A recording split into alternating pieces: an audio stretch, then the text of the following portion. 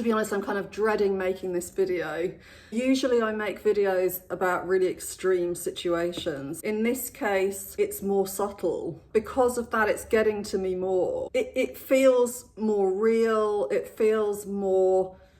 Somebody emailed me this video telling me they were triggered by it. I was just open-mouthed through most of it. And I don't think I've ever heard myself say, "Oh my God," as many times. It's too hard to try to find the right words. So I think it's better to just do it in the moment. I'm just going to play the video and react to it. I really thought I could get through this without crying. 27% of American adults have cut contact with a family member, lasting an average 4.5 years. I never dreamed I'd be part of that statistic. Okay.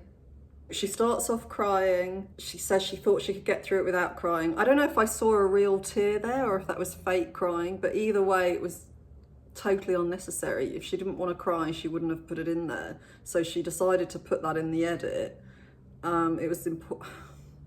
Something awful has happened to her and she is the victim. That is made very clear right from the beginning. I never dreamed I'd be part of that statistic. What does that remind you of? Somebody whose child has been murdered. That's the kind of thing that sounds about right for the way she's talking to the camera. Have you seen this? Dear parents, I need to speak my truth. So at this point I think, oh good, we're going to hear from what the daughter's side now. So I'm going to get to understand what's going on in this situation. Oh no.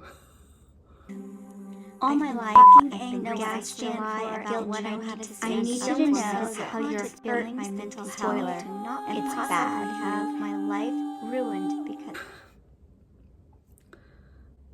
I usually can think of what I want to say, but I'm finding this hard. I don't know whether to laugh or cry or, shout. It's just this is so appalling. What she's saying is, my daughter doesn't make any sense. There's nothing important here. That's why I'm not bothering to read you full sentences, because none of it matters. It's all a load of rubbish. Just ignore it. My daughter shouldn't be listened to. Look at what she's done to me. All my life, I've been gaslit about what I need to say. I need you to know.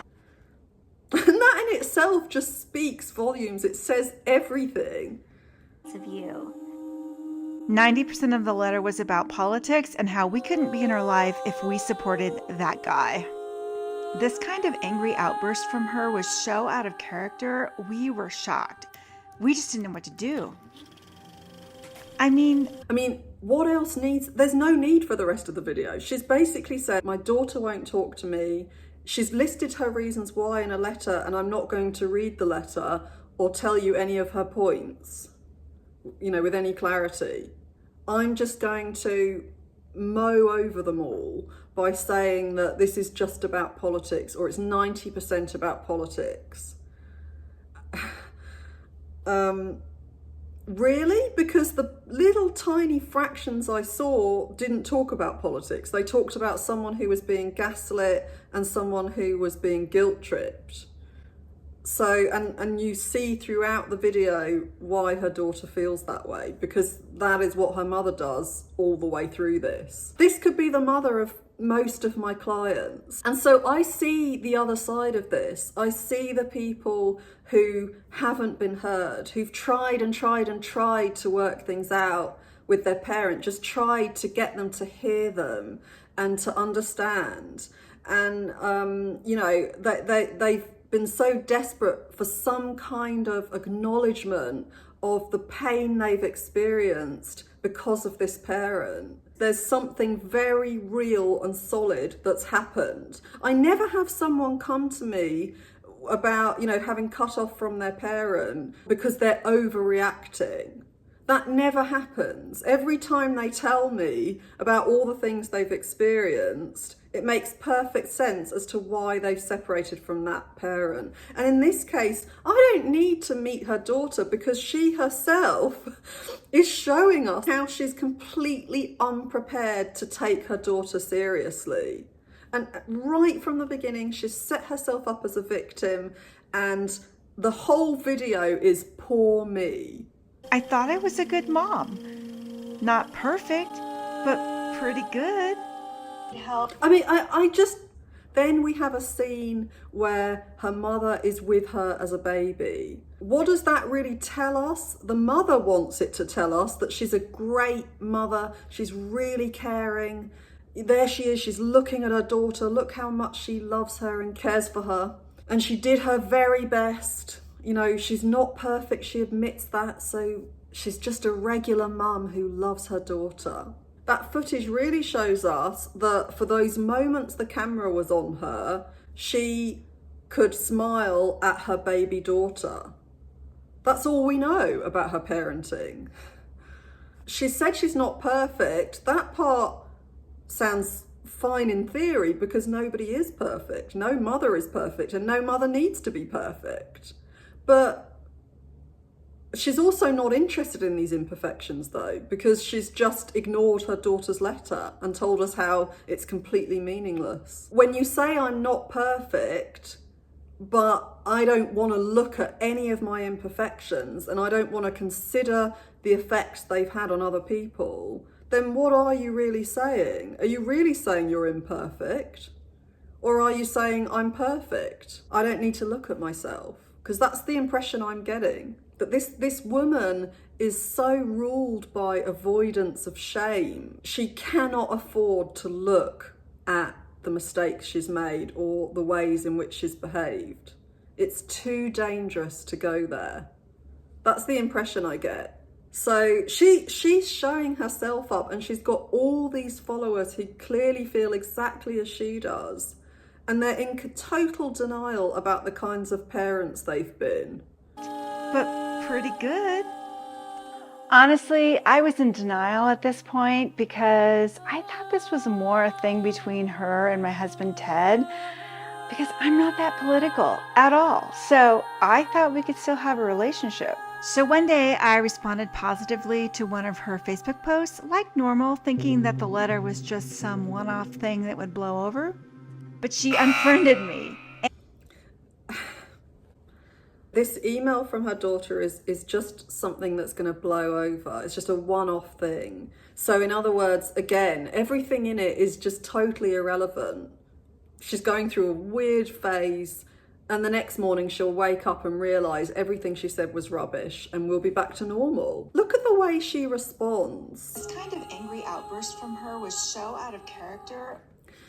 The angry outburst was so out of character, so that makes me think, I mean, reading the tiny, tiny fragments we have that she feels guilt-tripped and gaslit, that makes me think, well, it makes sense if this seems to be out of character, because if she hasn't been heard in the past, which I could, you know, put money on she clearly hasn't been, because she's not being heard now, even when everything seems to be at stake. So if she hasn't been heard, why is she going to tell them how she feels generally? She's not. They're not going to listen. They're going to gaslight her and guilt trip her. And everything's very convenient when her daughter is behaving in a way that doesn't challenge her mother, that doesn't mean her mother has to look at the things about her that she's, you know, she might feel ashamed about.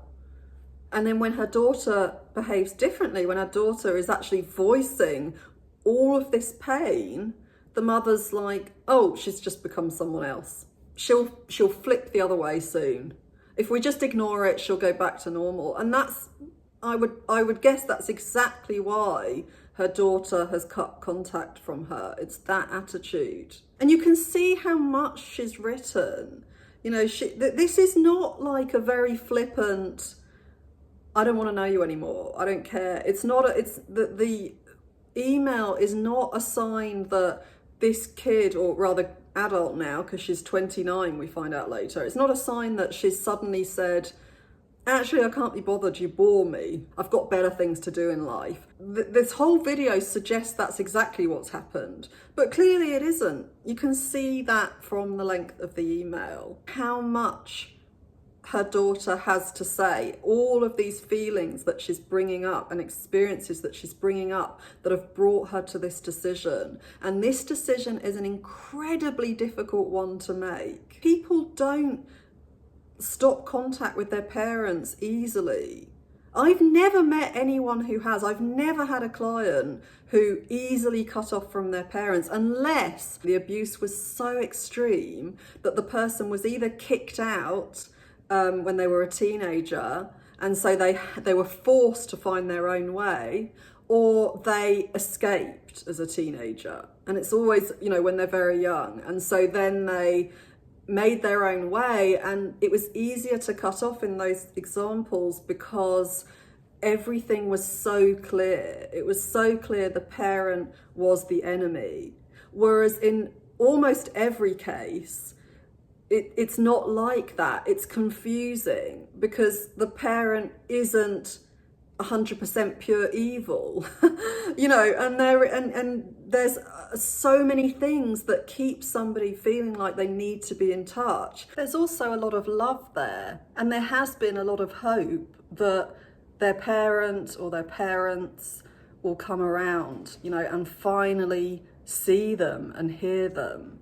And so they will finally feel loved and accepted. And it's the hope, I sometimes call it toxic hope. You know, it's that hope that can keep someone stuck because they can't grieve the relationship they'll never be able to have with that parent because they're too busy hoping that they're going to change, that they're going to finally see them and want to understand their child. When someone gets to the point of cutting off from their parent, it's usually because either they've given up on that hope finally, or because they are trying to stop hoping. And it's easier to stop hoping when they're not in touch with that person. There's guilt, you know, there's this belief that you're responsible for this parent's feelings, and that is a big part of the problem, that guilt has been there always, you know, because this parent has demanded so much of the child, that the child has been the parent instead of the parent being the parent, you know, and so they feel this enormous responsibility always for the parent. You know, she finally had the courage, and the length of the email tells me that about this guilt. It tells me that she believes her parents deserve this long explanation, and that's why she's doing it. I imagine it's because she believes that, and maybe also it's therapeutic for her to finally say all the things that have never been heard about her experiences. And if they're on an email, the parents can't tell her to shut up. They can't walk out of the room. They can't tell her she's overreacting, she's being oversensitive, or, you know, gaslight her in those ways, as I imagine. I mean, she's said she's experienced, and it's clear that she has experienced that just from what we see of the mum.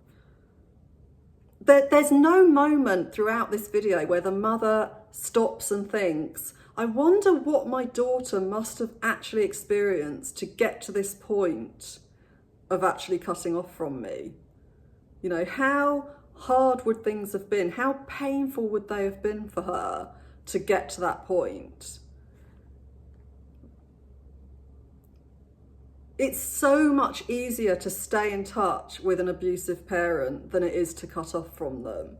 Because if you stay in touch with them, you don't have to deal with the guilt. You don't have to deal with the shame. You don't have to change yourself. You can just be who you have to be in relation to them so that they will be nice to you. And you know, and that's easier. That's staying in your comfort zone. What's really, really hard for almost everyone I've worked with is breaking away from that and making that change, taking that responsibility for themselves, you know, understanding that their parent is never ever going to hear them, listen to them, change. as long as they just stay there waiting for it. And the only way the pattern is going to be broken is for them to get away from a toxic situation for long enough to be able to hear their own voice again. So that they can begin to question all of these core beliefs that have come from the way their parents have behaved towards them. And everybody has them. We're all governed by the beliefs we have because of the experiences we had when we were little and growing up, and whether they intended to or whether they didn't intend to, our parents play a huge role in the way we learn to think about ourselves. If those voices continue when you're an adult, then they can govern your life. You can't see anything clearly. You can't see any relationship clearly or any endeavor, anything you're doing career-wise or anything if you've constantly got a voice that gets you to see yourself through somebody's eyes in a distorted way. If your parents are healthy people, then you will never have to cut off from them because you'll be able to tell them, hey, when you do that, it hurts and it makes me feel like this about myself. They'll be able to listen because they won't be so afraid of not being perfect. So they'll be able to hear that, they'll be able to take that on board, listen, show they've cared, and that's already 90% of it. The daughter's angry outburst is clearly a result of not being heard for all of these years. She's got to the age of 29 and she hasn't been heard because her mother can't ever look at her own shortcomings, and you'll see that more and more through this video. And so of course she's going to end up having an angry outburst, and it's interesting how at the time that she has one, she cuts off from her parents, because that shows that she knows if she has that angry outburst with her parents, in relationship with her parents, she won't be accepted. And that's clear because she's not. Her mother immediately goes into denial and says this is out of character. So I think she would have cut off to protect herself from being rejected. That here's the truth, here's how hurt I've been for all of these years. I know I'm not playing the role right now that you want me to, where I make everything easy for you and you never have to take responsibility for how you behave towards me. And so I know I'm going to get rejected now. So I'm off. Goodbye. You're not going to have the opportunity to reject me. So one day I responded positively to one of her Facebook posts, like normal, thinking that the letter was just some one-off thing that would blow over. I mean, how insulting is that? That just, she responded to a Facebook post like normal. So her daughter has put everything into this letter and the mum thinks, I'm just going to pretend that didn't happen and act normal. And my daughter should be fine with that, shouldn't she? Surely, what's wrong with that? And yet, what's wrong with it is it's exactly what her daughter is so upset about and so deeply hurt about, so that she's not being taken seriously. That is gaslighting, isn't it? Acting like everything's normal and it didn't happen, that's gaslighting someone. And really, if everything is normal, that obviously works in the mother's favour. So I imagine that so far that's worked with her daughter. That if her daughter has brought something up, has dared to say something, her mother just dismisses it and then acts as if it didn't happen. And it's so far worked. Her daughter has learned it's not safe to express that stuff. And so in her mum's mind, it's all gone and everything's fine again. And that's a very, very common habit amongst abusers, that they, it's a really useful weapon that they have, is to just ignore everything that doesn't suit them and carry on as normal. And then the other person learns over time that they're never going to be taken seriously, and that the only way to keep everything harmonious is to continually ignore their own feelings. post like normal, thinking that the letter was... And what does that teach someone? If you grow up with that, it teaches you that people will never value what you have to say. They won't ever value how you feel. It doesn't matter. And that relationships always have to be about the other person, that you have to always put the effort into keeping the other person there and to pleasing them, and they're never going to give that back to you, you know. And so of course these kids then grow up and go into abusive relationships, and they get abused again, and then the parents wonder why. One of the most abusive things a parent can do is continually invalidate their child's feelings and continually gaslight them, tell them they're overreacting, they're oversensitive, you know, basically saying your whole world is a fantasy and this is the real world. My experience is the real world, and that's how you have to see things too. People have arguments, people can be very narrow-minded and so on. But when you do that to a child, that child's brain is forming.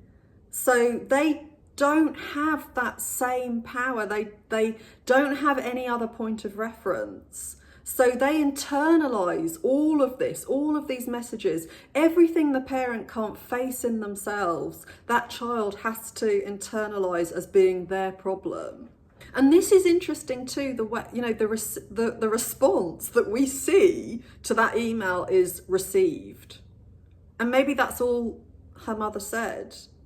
So can you imagine, you know, all of those thoughts and feelings and all of that pain going down in an email, and how hard it would be to finally just spill out all of this truth, you know, about everything you've gone through, and you know you're finally having the courage to do that, and even then you know you can't see them again after you've said it, and then that's the response you get, received, one word that took how long to write. Look at the difference in energy. And that's how you can often look at abusive situations, is how much energy have you put into that situation and how much energy has the other person put in. Because if there's a huge imbalance, then that tells you a lot. It tells you that that person believes they have the power. They're clinging on to the power. It's very important to them to have the power. And this woman is saying that, well, she just didn't know what to say. But if you don't know what to say, you take time to think about what to say, don't you? You don't write one word.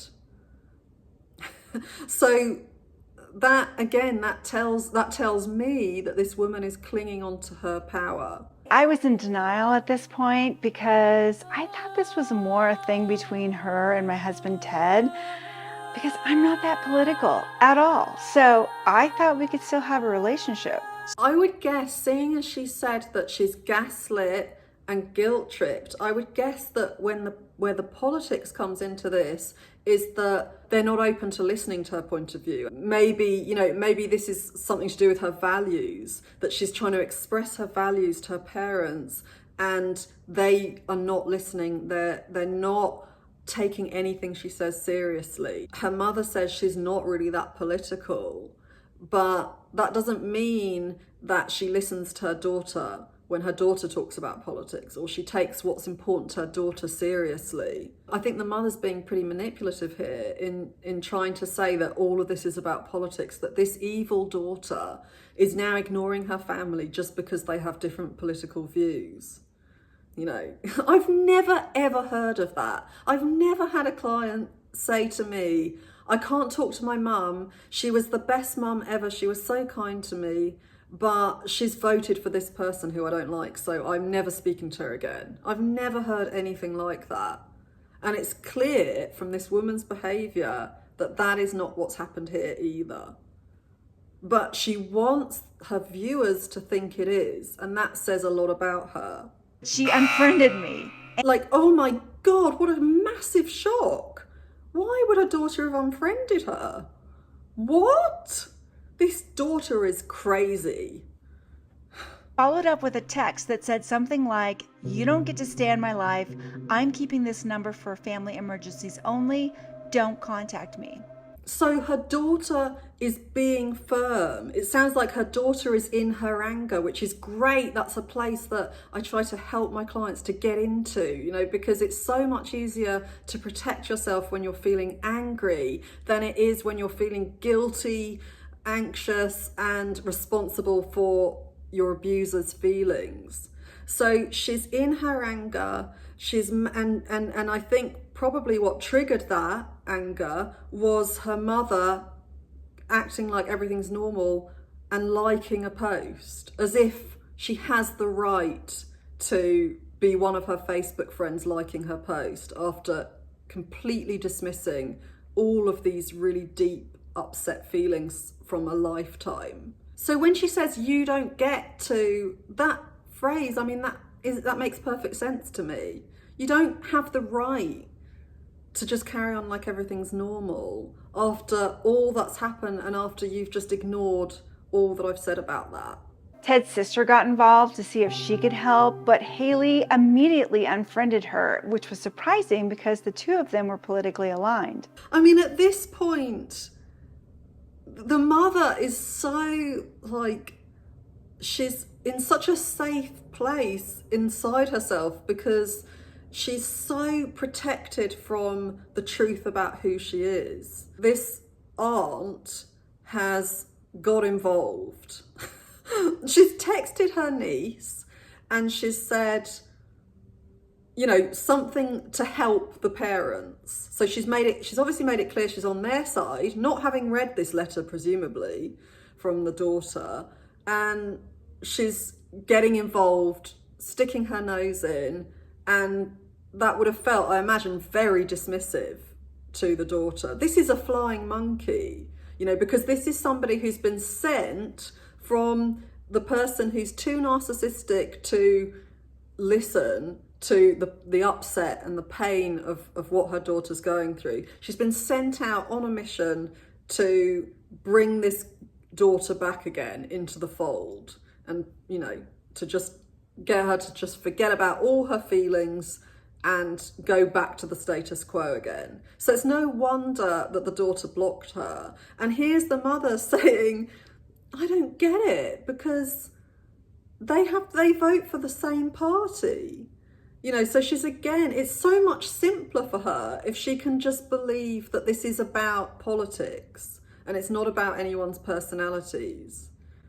And so it's much easier to think, well, my daughter is totally irrational because for no reason whatsoever she ignored somebody.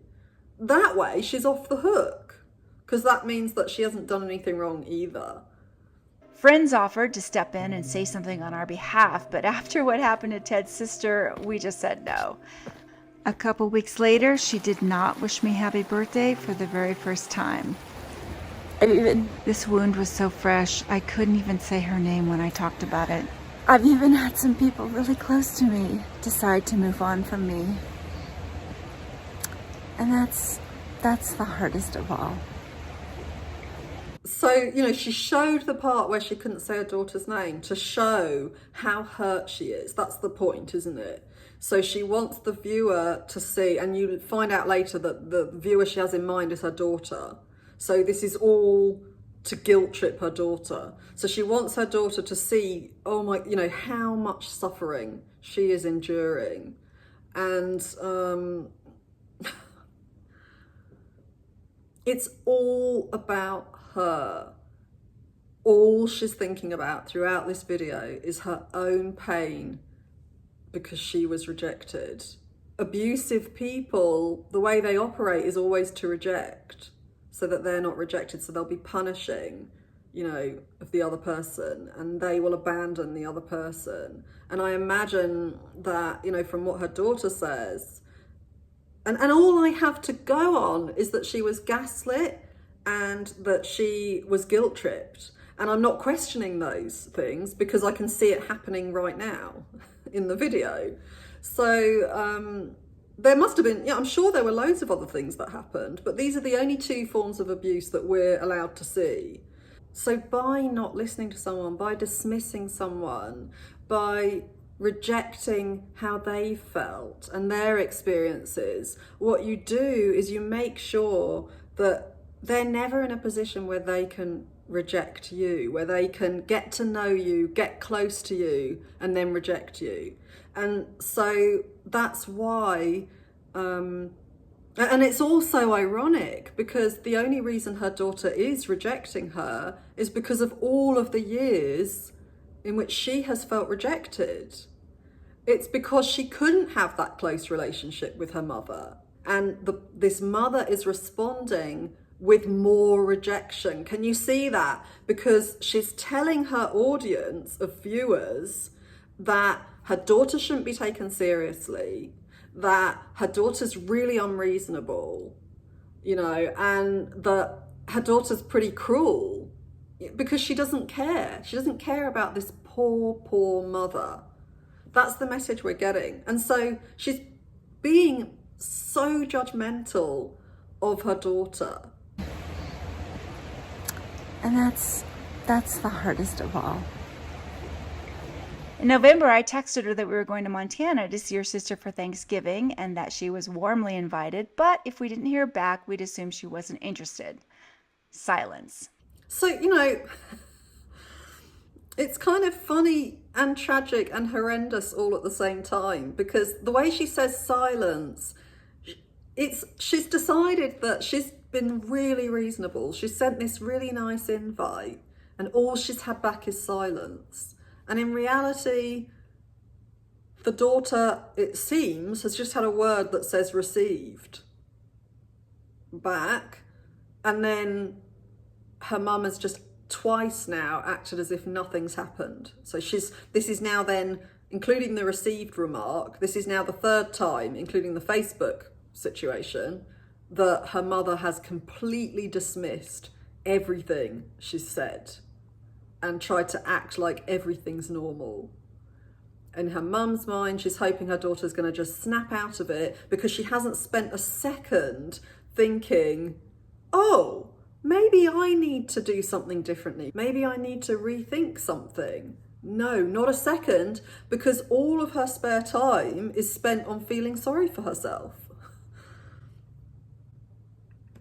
In December, I texted Merry Christmas and told her that we loved her. Silence. And it's like, poor me.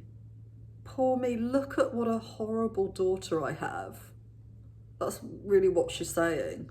So she's just rejecting and rejecting and rejecting her daughter and garnering all of this sympathy from other narcissists out there.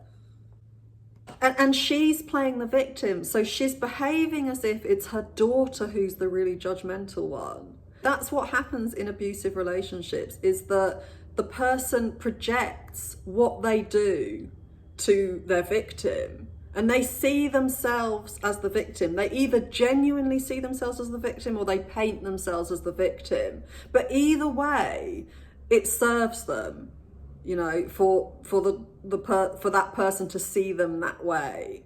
Because as long as you feel empathy for somebody, and as long as you feel maybe a maternal instinct or a responsibility for someone, you can't protect yourself. So if you're the abuser and not the victim, then you're going to just start watching out for if they're okay. What are you doing to them?